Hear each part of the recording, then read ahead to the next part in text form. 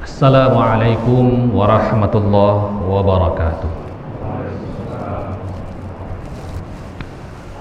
Allahu Akbar, Allahu Akbar, Allahu Akbar, Allahu Akbar, Allahu Akbar, Allahu Akbar, Allahu Akbar, Allahu Akbar, Allahu Akbar, walillahil hamd. Allahu Akbar kabira, walhamdulillahi katsira, wa subhanallahi bukratan wa asila. La ilaha illallah wahdah, sadaqa wa'dah, wa nasara 'abdah, wa 'azza jundahu, wa hazamal ahzaba wahdah. La ilaha illallah Muhammadun Rasulullah. Alhamdulillah, lakal hamdu wa ilaikal mustaka wa antal musta'an, wa ilaika tuklan wa la hawla wa la quwwata illa billahil azizil musta'an. Ashhadu an la ilaha illallah wahdahu la syarika lah, iqraran bi rububiyyatihi wa irghaman liman jahada bihi wa kafar. Wa ashhadu anna Muhammadan abduhu wa rasuluhu la nabiyya ba'dah.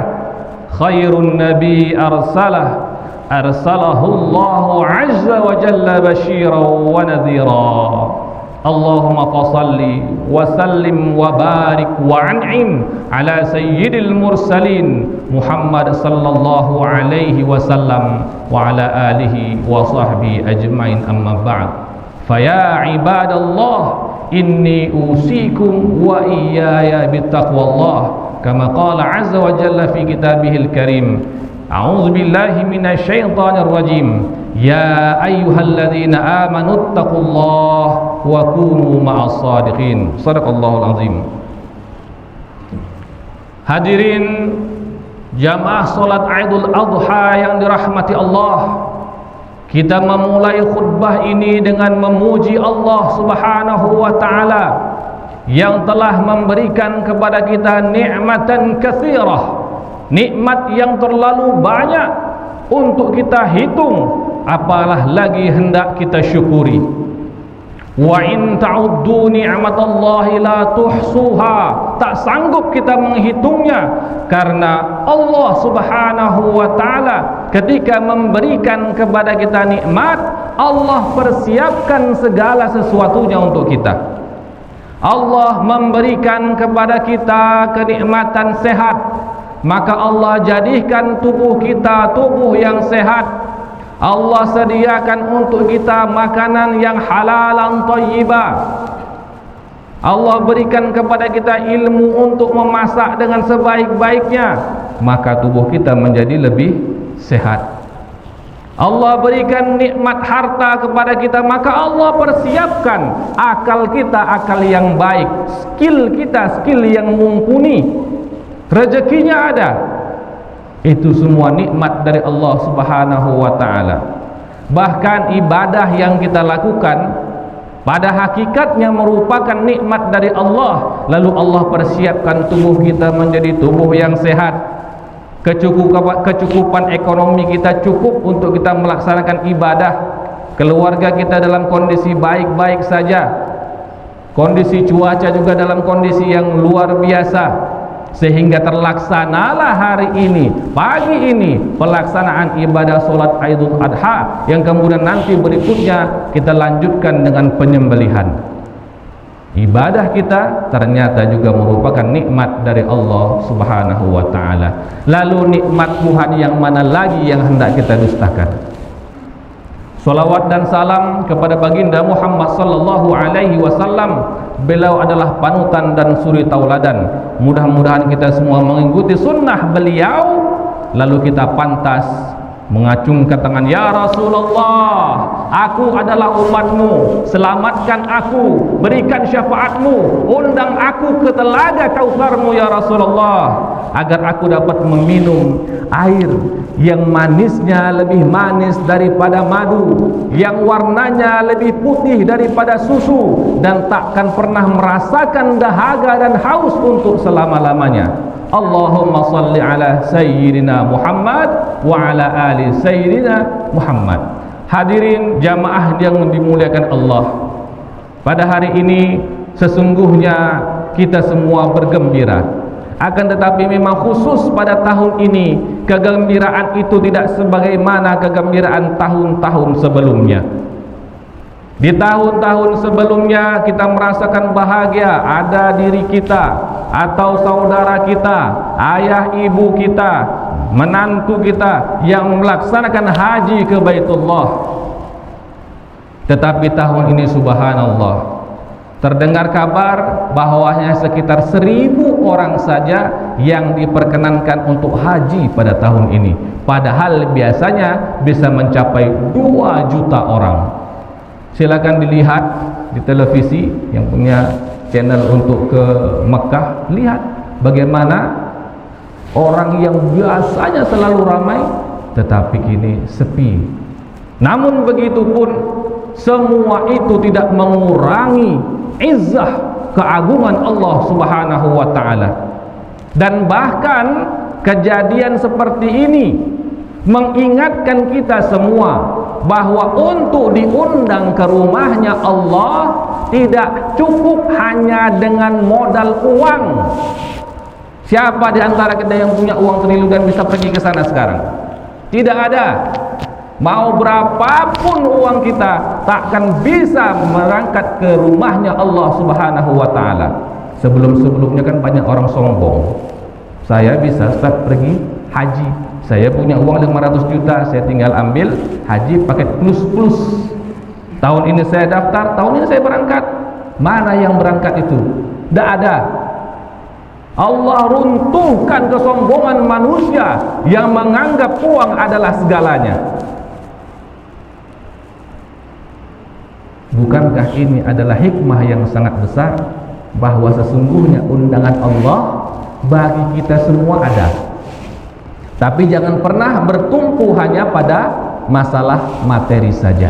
Kalau mau berangkat haji, persiapkan pertama keimanannya, yang kedua persiapkan ilmunya, lalu persiapkan jalan ke sana, wasilahnya, uangnya.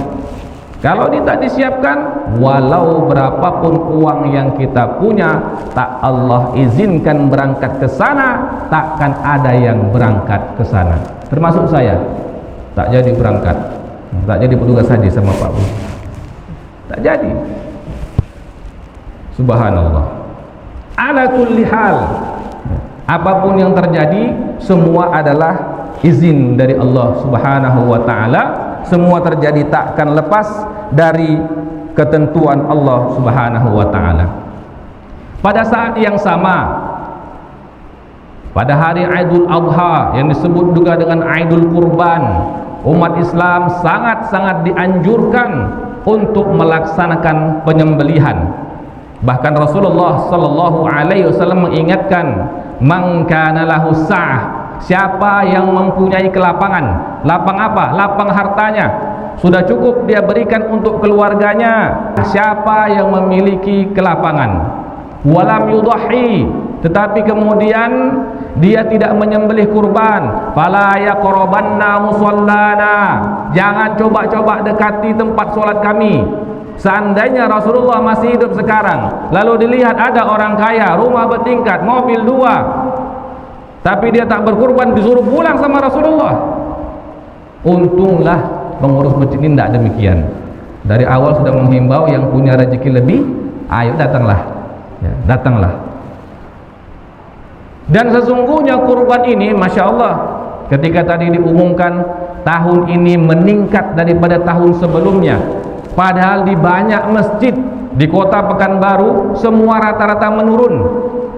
Tapi di masjid ini subhanallah, Allah perlihatkan kepada banyak manusia bahwasanya corona, bahwasanya aktivitas ekonomi yang melemah tidak menyurutkan semangat jamaah Masjid Ar-Rahim ini untuk berkurban. Semoga yang telah berkurban diterima semua kurbannya oleh Allah Subhanahu wa taala. Amin ya rabbal alamin. Lalu kemudian ketika sudah berkurban, Bapak Ibu sekalian, apa sih sebenarnya yang ingin kita kejar dari kurban itu? Hikmah apa yang ingin kita peroleh dari kurban kita itu? Apakah hanya nama? Tertulis nama kita Fulan bin Fulan, Fulanah binti Fulan untuk berkurban. Apakah itu yang ingin kita kejar? Kalaulah itu yang ingin dikejar, maka Anda sudah mendapatkannya. Innamal a'malu binniyat. Semua yang kita lakukan berdasarkan niatnya. Kalau memang niatnya ingin dikenal, sudah, Anda sudah dikenal, nama Anda sudah tertulis. Tapi Anda tak mendapatkan apapun dari apa yang telah Anda kurbankan, karena sesungguhnya yang sampai kepada Allah adalah niat dan ketakwaan kita. Maka kalau sudah niatnya bagus, ingin mencari ridho Allah, maka perhatikan ketika kita berkurban. Kurban yang pertama, asal katanya dikata qarabah, artinya dekat. Kalau kita kurban, kita berkorban itu karena kita merasa dekat. Seorang ayah akan mengorbankan apapun untuk anak dan istrinya karena mereka adalah orang yang paling dekat dengan orang tersebut. Saya akan melakukan apapun untuk anak saya. Bahkan seandainya disuruh pilih menyelamatkan, siapa yang akan saya selamatkan antara saya dan anak saya pilih selamatkan anak saya. Karena apa? Masa dialah orang yang paling dekat dengan saya. Tetapi kemudian kalau kita bercermin kepada Nabi Ibrahim alaihi salam, siapa orang yang paling dekat dengan Nabi Ibrahim? Tentu putranya Ismail. Putra yang ditunggunya puluhan tahun, putra yang pernah ditinggalkannya ketika masih kecil, putra yang sama-sama dia dan putranya tadi membangun rumahnya Allah. Sangat dekat sekali antara Nabi Ibrahim dengan Nabi Ismail. Tetapi ketika datang perintah Allah, maka dia siap untuk mengorbankan orang yang paling dekat dengan dia, karena dia tahu kedekatan yang seharusnya lebih dekat lagi adalah kedekatan dengan Allah Subhanahu wa ta'ala. Maka jangan sampai kedekatan kita kepada anak, kepada istri, kepada harta kita menyebabkan kita lalai dari kedekatan kita kepada Allah. Dan ini menjadi masalah kita bersama. Kadang-kadang kita punya anak, apalagi masih kecil, mau pergi sholat, anak menangis, merajuk-rajuk minta gendong. Dekat kita sama anak, dekat, Ustaz. Disitulah mulai keimanan kita diuji. Kadang kita berhasil mengalahkannya, kadang kita yang kalah. Ya sudahlah, sholat di rumah. Maka mari bercermin. Dengan berkurban ini, kita ingin menjadikan kedekatan yang hakiki kita hanya kepada Allah Subhanahu wa ta'ala. Itu yang pertama. Yang kedua, ketika kita ingin mengorbankan sesuatu, apa sih yang mau kita korbankan?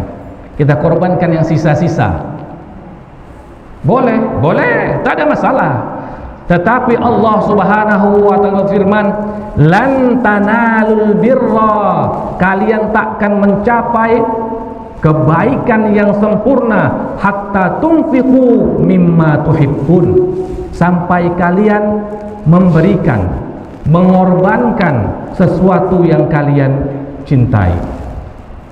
Bercermin lagi kepada Nabi Ibrahim alaihi salam.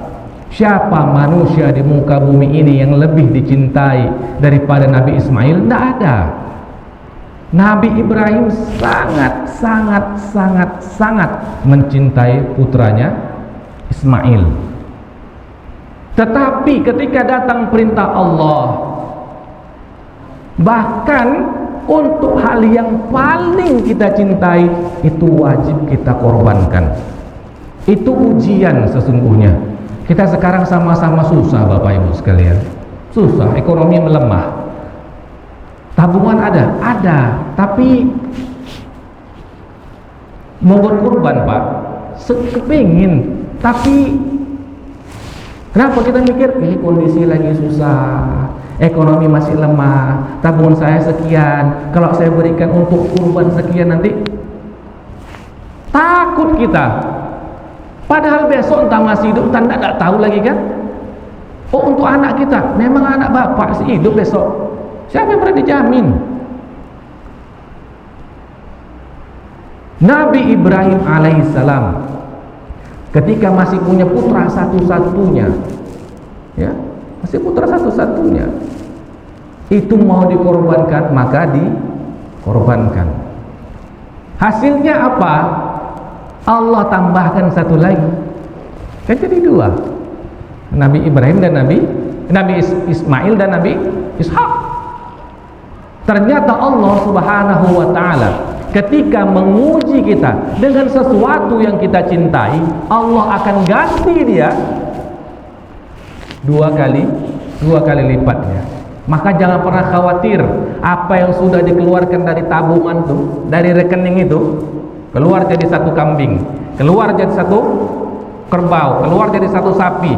Allah akan ganti dengan sesuatu yang jauh lebih baik lagi. Dan yang terakhir, karena kita masih suasana Covid, tidak boleh lama-lama kurbannya. Ambil hikmah dari menyembelih kurban. Apa itu? Kalaulah kita berkurban, maka perhatikanlah bagaimana si hewan kurban tadi. Pernah nggak hewan kurban itu protes? Pak Haji, tolong Pak Haji, jangan korbankan saya tahun ini. Ada enggak? Enggak ada yang protes. Ya, enggak ada yang protes. Yang protes itu hanya gara-gara salah adab. Maksudnya salah adab, Ustaz. Di sini disembelih kawannya, di sampingnya ditengok begini. Itu marah dia. Enggak ada adab dalam penyembelihan. Tak boleh diperlihatkan, dilarang. Itu tak ada adab. Tapi kalau tak diperlihatkan, enggak ada yang protes. Ya, enggak ada yang protes. Dan sesungguhnya begitulah kehidupan kita ini. Ketika kita menyembelih kurban, terimalah takdirnya Allah, baik dan buruk. Bagi si kerbau, bagi si sapi tadi, itu takdir buruk untuk dia. Dia akan dikorbankan. Tapi menjadi takdir baik untuk kita karena kita akan kita makan. Artinya, sebagaimana dalam rukun iman yang keenam, percaya, beriman kepada takdir baik dan buruk, kita harus sadar bahwa tak selamanya dalam kehidupan kita ini akan dapat kebaikan. Ada masanya kita dapat hal yang buruk, ada masanya kita dapat musibah. Maka terimalah hal itu dengan penuh lapang dada. Ada yang Allah takdirkan jadi orang kaya, ada yang Allah takdirkan jadi orang miskin. Terima saja. Kalau semua jadi orang kaya, siapa yang akan mungut sampah? Kalau semua jadi bos, siapa jadi supirnya? Kalau semua jadi ustaz, siapa jamaahnya? Kosonglah saya ceramah. Kita semua sudah ada garis takdirnya, baik ataupun buruk. Ini yang kita ambil. Hewan-hewan yang disembelih, mereka terima apa menjadi takdir mereka. Kita yang mendapatkan musibah seperti corona, ada yang bangkrut, ada yang dipecat, ada yang ini, ada yang itu, terima takdir kita. Maka ketika kita telah mengalami penerimaan, Allah akan menggantinya dengan sesuatu yang lebih baik. Hewan-hewan kurban, terima mereka, ya biar kami sudahlah dikurbankan. Tapi kehidupan si hewan kurban jauh lebih baik daripada tidak dikurbankan. Kalau hewan tidak dikurbankan, disembelih biasa, dimakan biasa, masuk ke mulut, masuk ke perut, jadi kotoran, selesai. Tapi kalau jadi hewan kurban, walaupun dia dimakan, walaupun dia jadi kotoran, dia akan menjadi kendaraan di akhirat. Yang enggak ya enggak. Kalaulah memang nasib awak nih, ya, nasib awak nih menjadi hamba yang harus miskin, yang harus kerjanya itu menjadi pembantu orang lain, enggak apa. Karena ini di dunia.